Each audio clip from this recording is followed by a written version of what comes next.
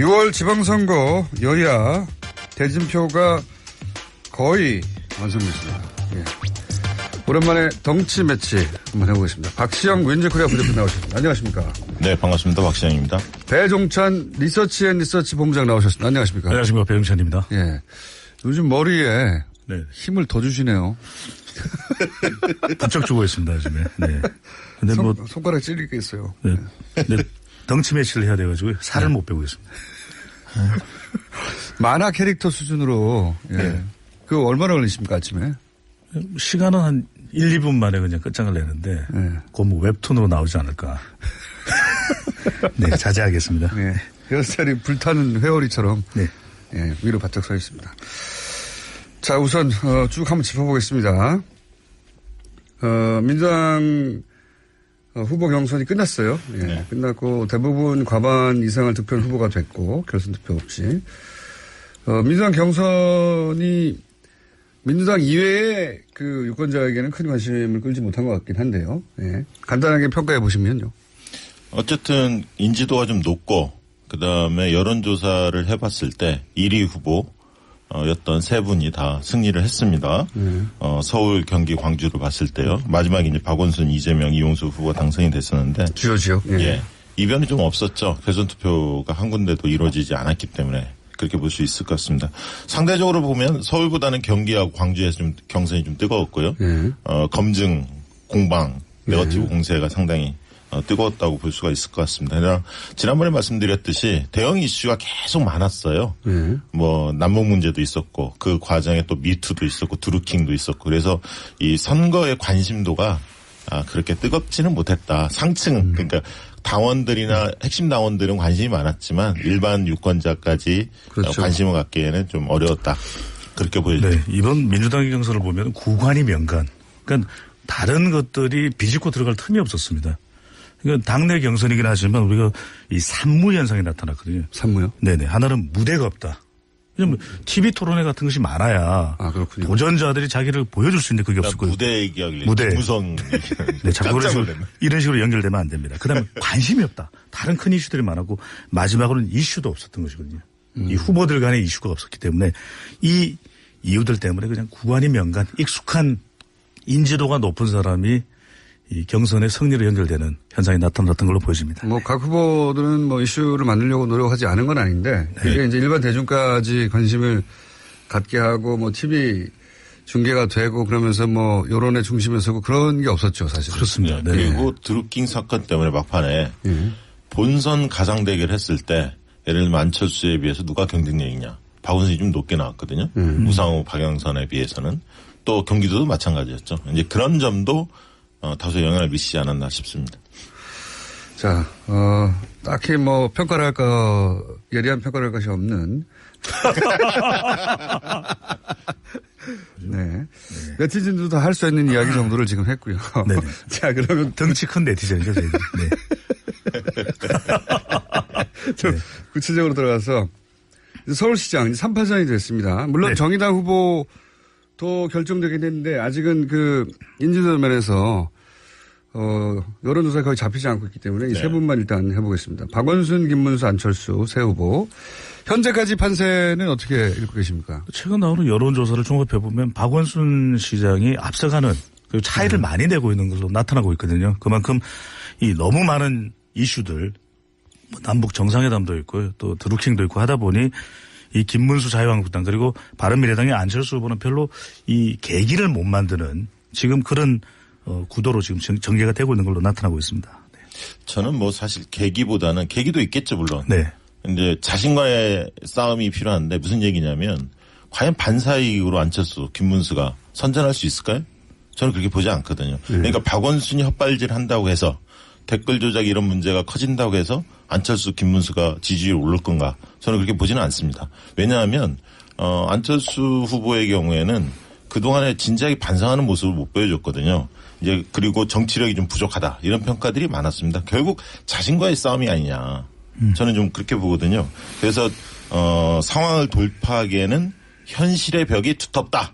한마디로 그렇게 생각이 됩니다. 그래서 현재까지는 현재까지는 그렇게 보입니다. 네. 그래서 이것을 대통령을 공격하고 여당을 공격한다고 해서 반사이익을 얻기에는 너무 좀 낭만적인 생각이 아니냐. 그런 측면이 듭니다.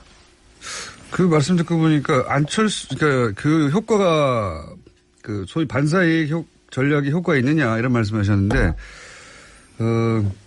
그 이전에 전략이 있느냐 차원에서도 따져볼 수 있는 게 안철수 예비 후보는 지금은 드루킹 반사이익을 원하는 것 같아요. 그래서 이제 드루킹 때문에 본인이 지난 대선 경선에서 가장 큰 불이익을 당했다. 이 프레임을 잡아온 것 같고. 근데 김문수 후보는 전략이 뭔지도 잘 아직 드러나지 않고 있습니다.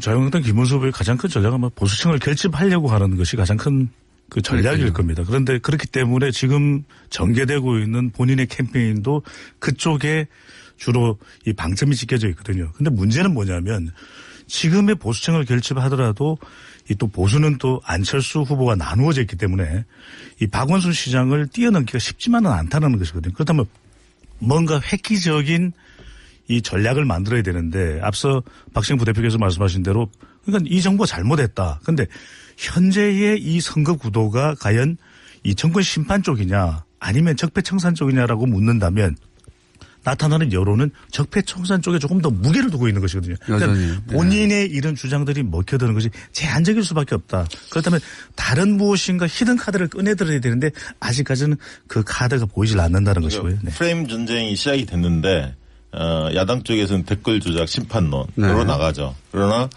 여당 쪽에서는 제가 볼 때는 뭐 적폐청산보다는 제가 볼 때는 안정론을 들고 나올 것 같아요. 왜냐하면 국정 안정이냐 혼란이냐 안정이냐 혼란이냐 이게 소굴이 굉장히 크다고 보여지거든요. 왜 그러냐면 지금도 이제 국회가 파행돼 있지 않습니까? 그래서 야당이 일을 안 하고 있는데 이런 측면에서 특히 이제 홍준표 대표 스타일이 있는데 만약에 야당이 선전한다면 지방선거에서 사사건건 더 발목을 잡을 가능성이 크다. 국민들이 좀 그렇게 느껴질 가능성이 있습니다. 그러다 보니까 이 혼란에 대한 두려움이 있고 특히 한반도에 지금 운명이 달려있는 이 남북 정상회담, 북미 정상회담을 앞두고 있기 때문에 조기에 국정이 좀 안정되길 바라는 중도층들이 상당히 있을 거라고 보여지고요. 그런 측면에서 제가 볼 땐 적폐청산보다는 안정론을 여당에서 채택하지 않을까 그렇게 생각이 듭니다. 그러고 보니까 김문수 후보 입장에서는 이제 이 남북 문제를 이제 보수의 전통적인 레퍼토리로 공격해야 되는데 이게 먹히기 어려운 상황이다 보니까 전략이 딱히 잘 눈에 보이지 않는 측면이 있네요. 계속해서 현 정부가 여러 가지 문제가 있다. 그리고 지금 드루킹 의혹도 선거 기간 내내 이 야권에서는 강력한 무기로 삼을 것으로 보여지는데요. 특검도 주장할 것이고요. 네. 대체적으로 보수층이 과거에도 그렇지만 결집하게 되는 계기는 이 이념적으로 또는 남북관계 관련해서 대결 구도가 만들어질 때 맞습니다. 그것을 이 보수층 결집으로 이용을 해왔는데 또 활용을 해왔는데 또 그것이 일종의 모멘텀이 됐는데 문제는 뭐냐면 지금 4월 남북 정상 며칠 안 남았지 않습니까? 남북 정상회담도 그렇고 북미 정상회담의 분위기가 상당히 좋게 흘러가고 있거든요. 네. 그러다 보니 이것을 이 보수층 결집의 하나의 계기로 삼지가 못한다는 이것이 가장 큰 이유로 보여집니다. 네. 대신에 이제 드루킹으로 잡으려고 하는 것 같은데 드루킹은 기존의 보수층을 결집시키기에는 사안이 너무 복잡해요. 네. 그래서 예를 들어서 이제 60대 이상이 드루킹 사건을 직관적으로 받아들일 수 있어야 하는데 네. 지난 2007년 대선 때 BBK 사건이 굉장히 복잡해서 화를 어디서 내야 되지? 이게 잡기가 어렵거든요. 포인트가. 네. 드루킹 사건도 역시 물론 이게 뭐 김경수 사건이냐 드루킹 사건이냐도 구분해야 하는 거긴 하지만 그 구분도 쉽지 않고 사안의 전체 윤곽을 파악하기 굉장히 어려운. 그래서 저는 야당이 이 건으로 지방선거에서 이득을 보긴 참 어렵겠다 생각이거든요. 그러나 지금 다른 건으로 뭐 이렇게 이슈화하기에는 좀 어렵지 특별한 않습니까? 게 없다 보니까. 예. 그래서 제가 볼 때는 근데 이제 대선 패배를 댓글 조작 탓이다 이렇게 주장하는 예를 들면 안철수, 홍준표의 주장에 대해서는 그닥 많은 국민들이 동의하지 않을 것 같아요. 왜냐하면 또 그 내용이 뭔지 파악할 만한 세대들은 이 일이 댓글 공작, 국정원 댓글 공작과는 차이가 있다고 이해를 이미 해버린 상태군요. 상당 정도가. 그러니까 지금의 민심을 잘 읽어야 하는데 지금의 민심을 보면 한두 가지 문제로 표심을 바꾸기엔 좀 어려운 상황이에요. 왜냐하면 야당에 대한 실망이 굉장히 크고 또 대통령에 대한 믿음이나 신뢰가 상당히 두텁거든요.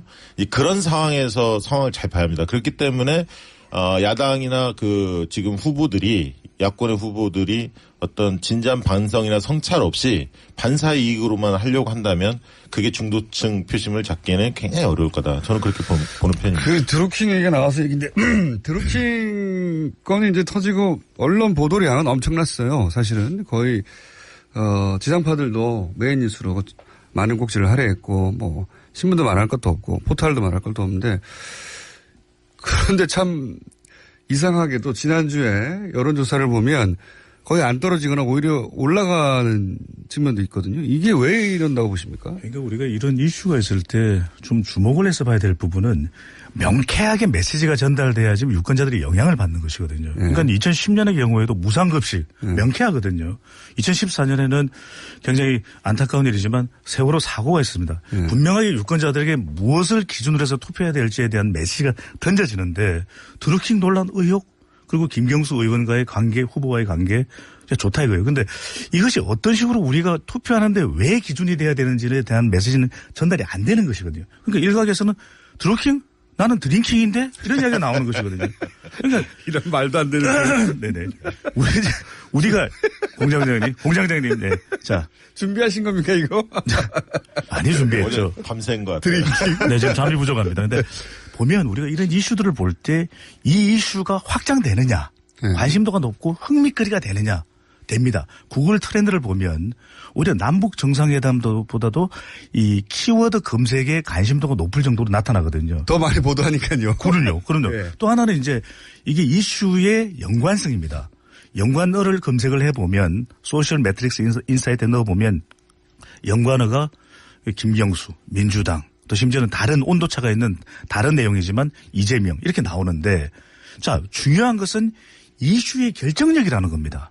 경남의 경우에는 직접적인 연관성이 있어 보입니다. 하지만 이것이 다른 지역의 투표 기준이 될 것인가 절대적인.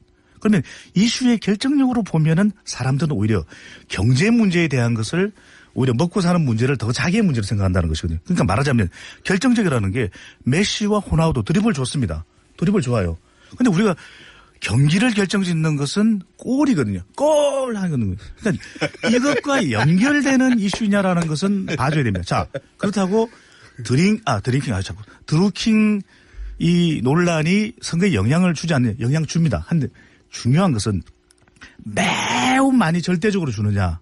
그러면 어느 정도의 영향을 주느냐. 이러면 어느 정도의 영향을 주는 쪽에 현재로선 더 가깝기 때문이라는 것이죠. 현재는 역으로 영향을 일단 1주차는 주고 있어요. 네. 또 하나는 한 가지만 더 말씀드리면 그 공장장께서 말씀하신 대로 왜 그러면은 지금 대통령의 지지율이 오히려 이런 논란인데도 올라가느냐 조금이라도 이 위기층이 결집하는 것이거든요. 정당 지지율도 조금씩 오릅니다. 그렇습니다. 이게 이때 지금 반응하는 연령대가 30, 40대 호남 그리고 수도권을 중심으로 해서 결집되는 모습을 보여준다는 거죠. 그러니까 이게 본인들이 이 사안을 검색해서 파악할 정도가 되거든요, 이제. 네. 내체 지지라는 게 특별히 따로 있는 게 아니고 다 일반 시민들이거든요. 네. 시민들이 봤더니, 이거는 이렇게까지 할 일이 아닌 것 같은데, 왜냐면 자기도 링크를 보내거나 클릭을 하거나 이런 일을 일상적으로 해왔기 때문에. 그러니까 국민들은 그렇게 보는 것 같아요. 이런 정치 브로커들이 비단 뭐 여당 쪽만 있었느냐. 야당 쪽도 있었을 것 같고, 들여다보니까 또 2010년, 12년 때는 박근혜 쪽에 선을 대려고 했다는 정황도 드러나고. 그래서, 이것은 비단 여당만의 문제가 아니다. 이렇게 좀 보는 것 같고요. 그래서 저는 격차는 좀 더 줄어들 거라고 봅니다. 여야 간의 격차는. 선거 다가오면 진영 간의 결집을 하니까요. 그러나 판을 뒤집기에는 역부족이다. 근데 이제 재밌는 거는 투표 의향을 물어보면, 그 진보층의 투표 의향이 여전히 제일 높습니다. 그다음에 보수층이고 중도층 이렇게 순서대로 나오거든요. 그리고 젊은층이 좀 투표 의향이 좀 떨어지지 않았을까 예상을 했는데 실제 지금 여론조사 상으로는 그렇게 나타나지는 않고 있습니다. 여전히 높은 수치를 유지하고 있고요. 그래서 어떻게 보면 여권 지지층들이 좀 결집하고 있다. 위기 상황이 좀 닥쳐서 그런 느낌도 듭니다. 목요일부터 나온 경향 가지고 물론 아직 판단을 확정적으로 하기는 그렇지만 이거 역으로 결집시키는 거 아닌가 사안 자체가? 그렇습니다. 이런 정향이 좀 있긴 있었습니다. 선거에서 위기 상황이 닥치면 견고한 지지층들은 더 견고하게 결집하는 그런 현상이 나타나거든요. 그런데 여기서 한 가지 우리가 더 주목해야 될 것은 이 이슈가 남북 정상회담을 넘어서 5월 중순까지 가면 조금 곤혹스러운 상황도 있을 수가 있습니다. 왜냐하면 지금은 말씀하신 대로 복잡한 이야기가 되지만 이 실타래를 계속 야권에서는 풀어나가려고 할 것이거든요. 네. 또 한편으로는 지금 이제 보좌관의 이 금전적인 의혹까지 네. 불거졌는데 뭔가 하나 더 추가돼 버리면 네. 이건 분명히 영향을 줄 수 있는 것이 경남이라고 하는 지역 자체가 또 부산, 울산까지 영향을 줄 수가 있거든요. 그렇죠. 우리가 보면 지난 미국 대통령 선거 때도 처음에 힐러리와 관련된 이메일 스캔들이 터졌을 때 어느 정도 퍼져나갔을 땐 잠잠해지고 그것이 어느 정도 수용이 되고 흡수가 되는 효과가 있었는데 대선 직전까지 터져버리니까 이게 트럼프한테 결정적으로 영향을 줬거든요. 유리하게. 그래서 이 사안이 과연 남북 정상회담을 넘어서 5월 중순까지 어느 정도의 크기로 가느냐. 네. 얼마나 계속 볼 필요가 있습니다. 이 상황은 끝까지 간다고 봐야죠. 왜냐하면 이 이슈를 놓고 싶겠어요. 야당이. 이거 이상하게 이슈는 아직은 못 찾은 것 같은데요. 네. 대통령과 워낙 가깝고 그렇죠. 그다음에 김경수 의원이 출마 안 했으면 또 모르겠습니다.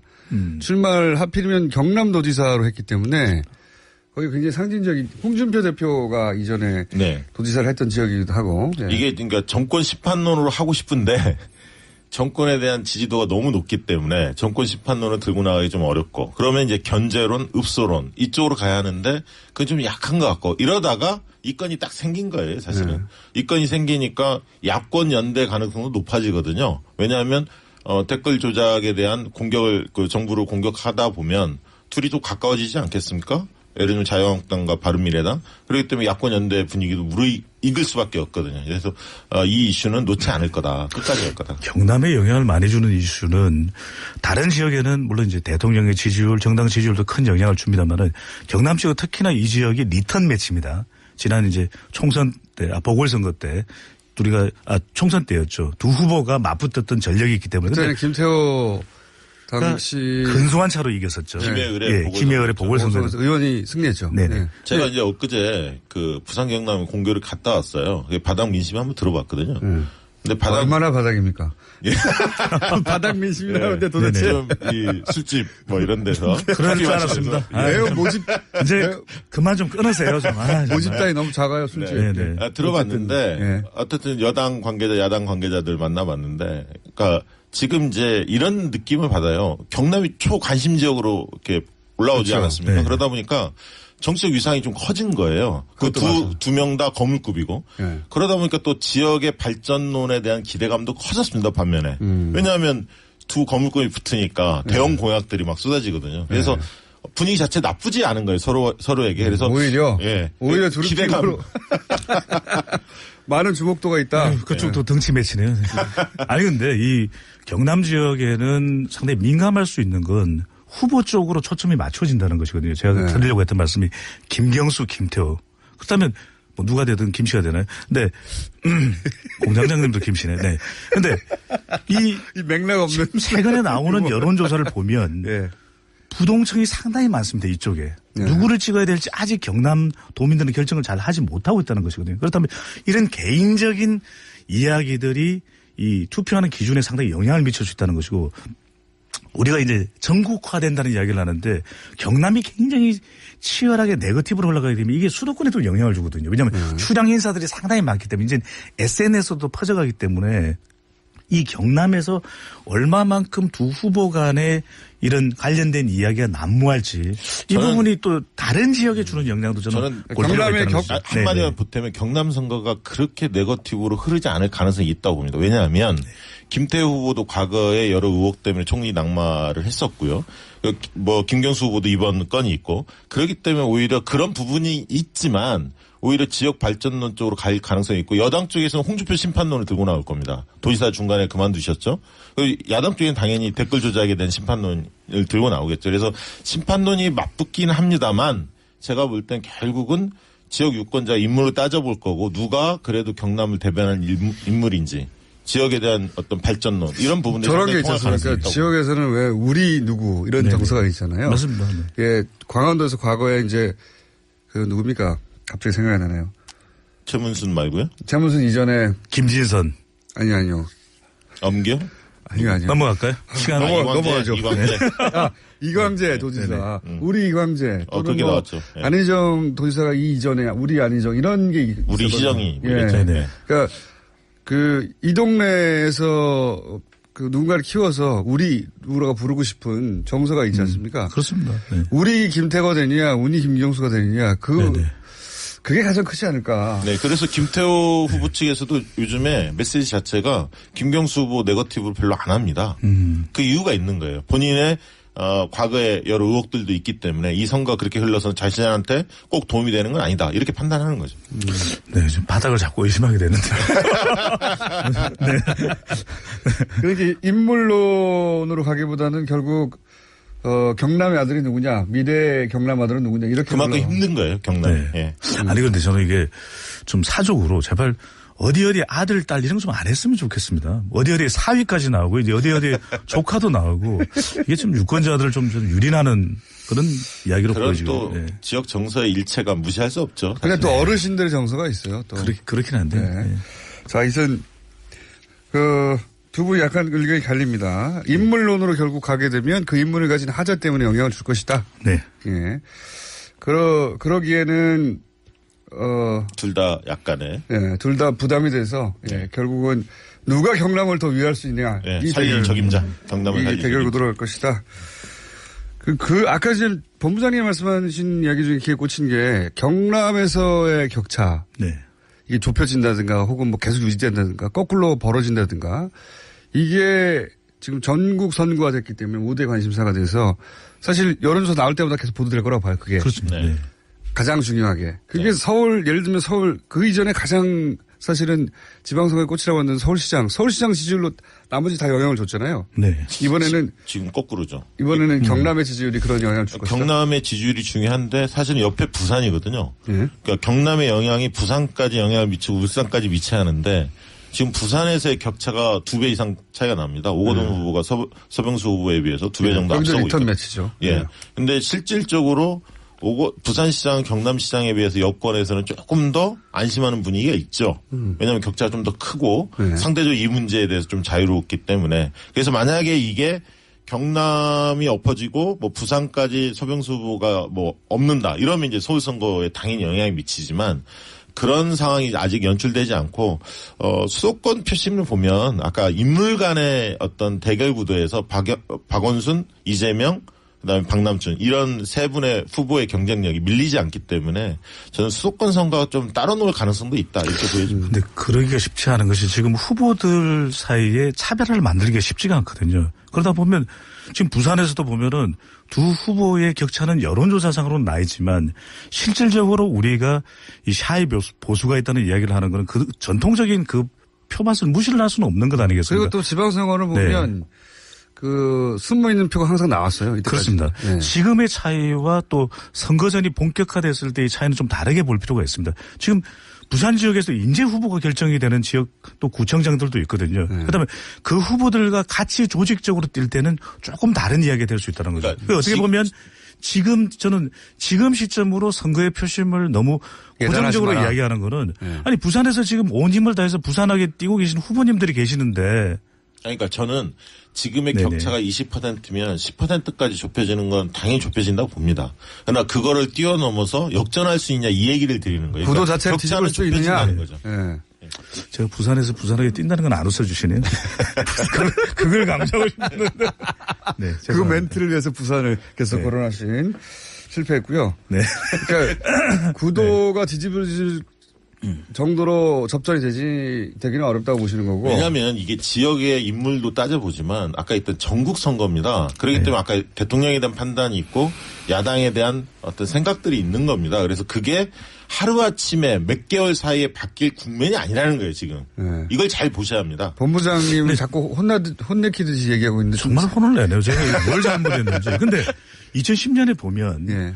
우리가 오세훈 시장이 뭐 상당히 앞설 것이라는 전망을 했지만 정작 뚜껑을 열고 보니까 박빙이었죠. 별 차이가 아니었거든요. 네. 그건 왜냐하면 그 무상급식이라는 표가 숨어 있다가 나온 것입니다. 그러니까 저도 지금의 여론조사가 잘못됐다는 것이 아니라 여론조사 꼭 투표하는 사람과 바로 연결되는 건 아니고 우리가 그 오해를 풀어야 될 텐데 정작 본인들은 이런 조사에는 응하지 않고 있다가 투표할 때는 그래도 우리 지역은 누군데 아까 말씀하신 대로 그런 투표의 양상도 저는 반드시 좀 염두에 둘 필요가 있다는 2010년에는 것이죠. 정반대였죠. 네, 그럼요. 2010년에는 소위 말해서 이제 이명박 대통령 시절 여론조사, 여론조사 기법이 문제다라는 얘기 많이 나왔었죠. 핸드폰 조사가 안 됐기 때문에. 그렇죠. 그런 것도 있긴 하지만 그때 당시 여론조사는 2배 정도가 당시 여당이 유리하게 결과가 나왔었죠. 네.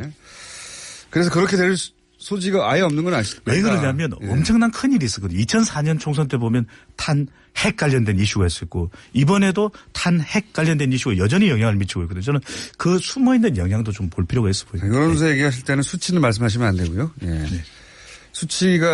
수치를 말씀하실 수 있는데 그 개요를 말씀하실 만한 기억력이 안 되시잖아요. 두 분 다. 절대 안 되죠. 개략적으로 얘기합니다. 큰 틀에서만. 박 부대표님은 많이 안 되실 수 있고요. 자, 그럼 다른 지역 좀 가볼게요. 네. 그러니까 수도권은 여전히 이제 여당이 유리한 국면이고 충남은 어떻습니까? 충남이 지금 안희정 전 도지사 이후로 지금 양승조 후보가 결정됐고 자유한국당은 이인재 후보가 결정돼 있는데 여기에 대해서 관심이 많죠. 어떻게 될 것인가. 예, 사실 충남 선거의 가장 중요한 포인트는 사실 지역적으로 보면 천안입니다. 천안 60만이 넘는 도시거든요. 예. 근데 이제 천안이 공교롭게도 천안 갑과 병 두 군데가 재보궐선거, 국회의원 선거 열립니다. 예. 그래서 이제 천안의 표심이 어디를 갈 거냐 중요한데 그런 측면에 사실 양승조 의원이 지역이 천안이거든요. 예. 내리 사선입니다.